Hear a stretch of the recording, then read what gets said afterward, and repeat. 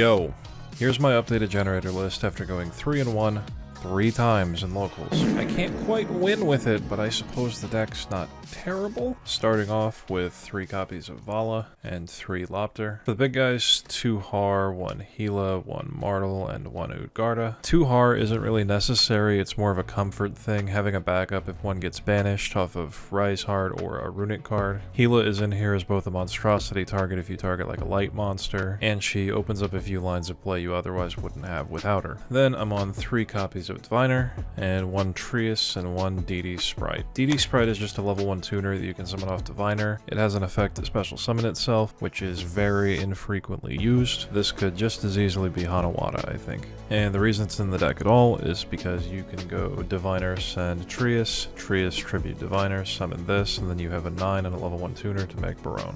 It is adding another brick to the deck, and your deck already ends on an Omni Negate, but my opponents literally always have double evenly, so this is just a countermeasure.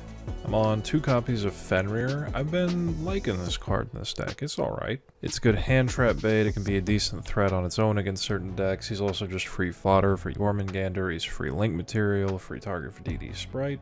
Solid. For the hand traps, I'm on 3 Ash, 3 Droll, 2 Nib, and 3 Imperm. Droll was insanely good in the main deck, and has special utility in this deck because you have a couple ways of forcing your opponent to draw. Nib is a new addition. I haven't tried it out in this deck yet in this format. This is replacing cards like Foolish Burial I was playing before. I thought that was complete fucking garbage. The few times I have played Nib in this format, it's been okay. Maybe in the future this will end up being like Veilers or maybe skill drains. Then 3 boss stage, Terraforming, Called By, and a boss fight. Boss fight is a new addition I decided to add as an alternative to add off Martel. This is one of the cards that forces your opponent to draw, so you can just go standby phase, boss fight, and then droll them, which would also shut off cards like Pot of Prosperity. And in addition to that, the summon from deck effect on boss stage is not a hard once per turn, so you can get Ash in your field spell, use this, and then use your field spell anyway. Then the last cards on the deck, 3 Pot of Prosperity and 3 World Legacy Monstrosity.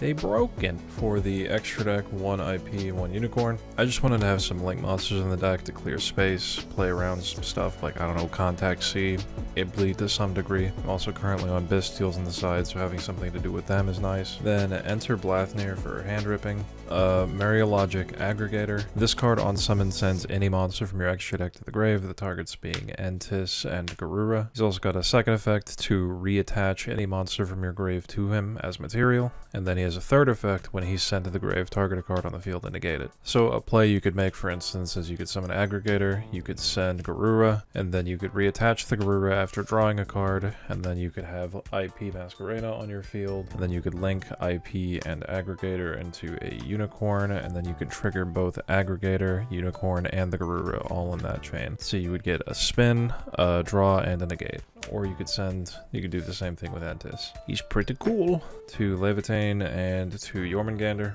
Some new ones, the F0 package. I don't necessarily think this is that good, but it is kind of funny. There's some lines of play where you can go like Jormungandr on your own turn with boss stage up to get access to a second rank 9, summon Enter Blathnir and hand rip them, and then overlay Jormungandr and Enter Blathnir into this. But you could just as easily link those off into IP, so these spots could maybe be like an additional link, a Sacred Tree Beast, or like a 9 Lives Cat, something like that. That would probably be more worthwhile. Then 2 Zeus and a Barone. For the side deck, 3 Gamma Seal for Kashtira, stuff like Dragoon and Nat Beast. 3 Magnamood, a Druis Worm, and a Baldrake. My locals has a decent amount of tier players. A copy of Duster for back removal. Triple Evenly, card is fucking broken. And lastly, triple Eradicator. This card is so fucking broken, my god. The tribute targets for Eradicator are Har, any Bystial, and Mariologic Aggregator. I had a game against Naturia Runick where I opened the absolute nuts. I think it was like Ash, Eradicator, Monstrosity, Lopter, and Diviner, and I ended up getting a draw off of Garura, which was Droll and Lockbird.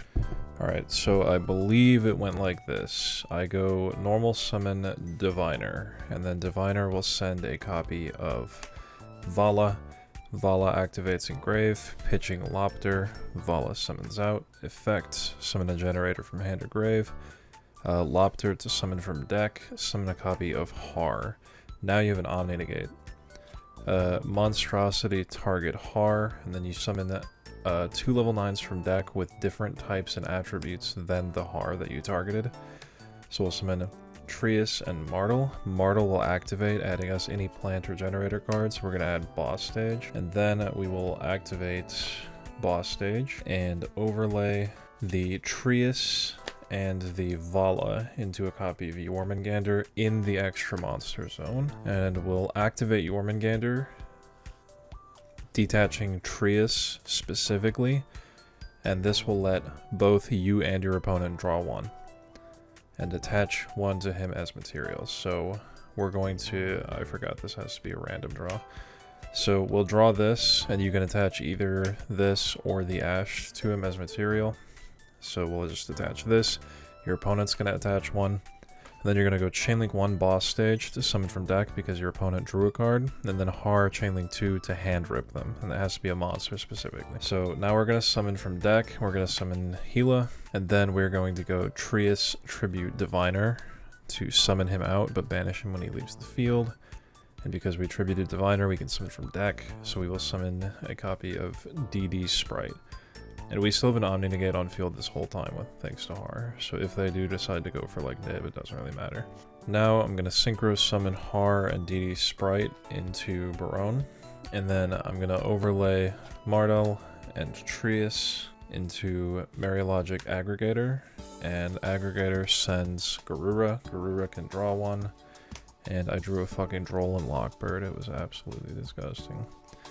Aggregator can then target these to engrave to attach them as material, and then you can activate Gila to summon back the Har from grave and set Eradicator and pass to them. In their draw phase, you can trigger Boss Stage to summon an Udgarda, and then trigger Boss Stage to make a token. In the standby phase, you can tribute Aggregator for Eradicator, call spells probably if you're playing against Runick, and then that probably wins you the game on the spot, but then Garura can be an extra draw. And then in the standby phase, you can Jormungandr effect, detaching whatever, to draw another one, and attach one as material to him, and then you can hand rip them again, and then you can chain Droll to your Har. So they can no longer add cards, they can't activate Prosperity, obviously they've been Eradicated, but they can't really do much of anything, and you still have an Omni Negate, and even if you use your Omni Negate, you still have a target and banish one because you still have 2 generators on the field. And then Ash Blossom was the icing on the cake for his Runick tip. It was probably the best sand I've ever had in this deck. So, yep. That was the combo that I performed, I think. I think it was something like that. Anyway, thanks for watching.